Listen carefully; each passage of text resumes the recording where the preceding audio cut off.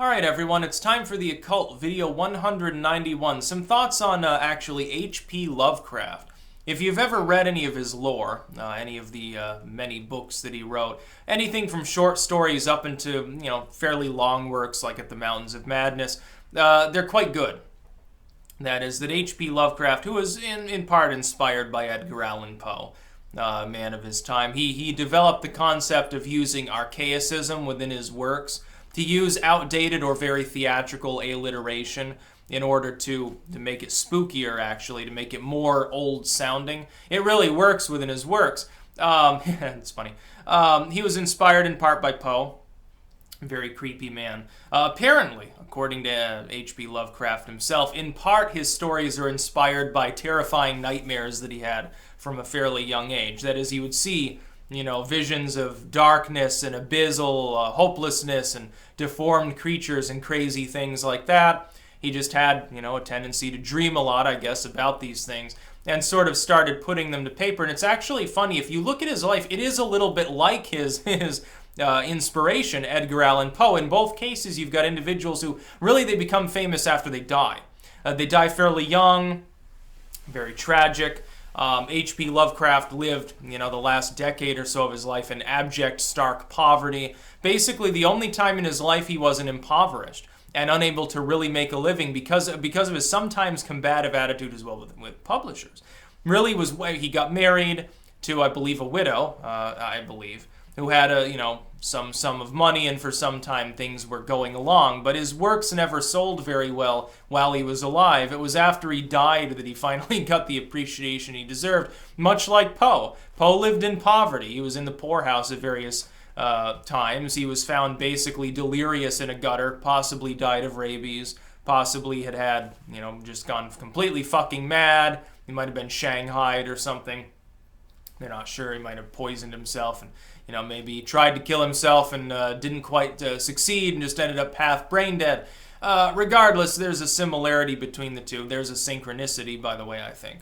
When you look at the sort of things that Lovecraft wrote, just the pure hopelessness and sheer strangeness in an era where basically it counted as very futuristic sci-fi in some senses, it looks like his dreams and his inspiration are kind of otherworldly. That is, I've speculated about much like the term, and I covered this a couple videos ago, the term daimon, in the initial pagan sense, deals with inspiration, and it's coming from an external source. It's not just, hey, I had a eureka moment, my brain did it. It's you had a eureka moment because of a demon or a ghost or some nature spirit or something like that.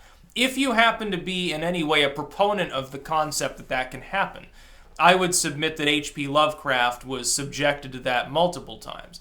The fact that he lived his life in poverty is rather sad, but afterwards becomes one of the most notorious horror writers of all time. One of the major faces, along with Poe and a very small number of other people, really of what becomes horrifying or grotesque literature. By the way, I can't remember. I think it was Whisperer in the Dark. It wasn't Mountains of Madness or one of those. In one of the works that he had written, he actually talks a great deal. It takes place in Vermont, and specifically down, I believe, in the Brattleboro area, if I remember correctly. It deals with sort of these, sort of ancient ones up in the woods, getting, after floods, their dead bodies washed down. It's sort of seen as folklore. They're like, oh, some of those dark hills, don't wander up into them because there's weird shit up there. And it's very, very chilling. I can't remember the exact title because I've listened to and read multiple Lovecraft titles. But an intriguing man nonetheless. I choose to believe that H.P. Lovecraft, if he wasn't inspired by the occult itself in a direct sense, at the very least had some sort of, influence coming from beyond.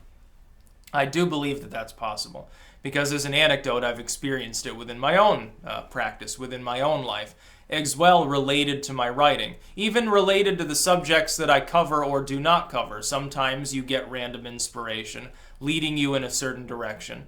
I wouldn't have it any other way. I think it's wonderful. I think it helps contribute to success if you listen to it. Where it doesn't, maybe people are trying to ignore it. They're like, no, I'm going to do the opposite of what my instinct is, and then they fail, and they're like, well, shit, Probably should have just listened to my gut instinct. Now, if you haven't read any H.P. Lovecraft works, though, you should read them all because they're all readable. Every single one that I've encountered has been quite good. At the Mountains of Madness is his most famous. It's also, I believe, his longest. Most of them fit into the novella length. They're shorter stories. We're talking like 50 to 100 pages. At the Mountains of Madness, I believe, is longer, closer to a full-length work. It's like the audiobook for it, I think, is 4 hours long or something like that. It's quite lengthy and it's quite good. It's definitely the best written overall of his works that I've encountered. But some of them, especially the Vermont one, the subject materials, even creepier and more odd.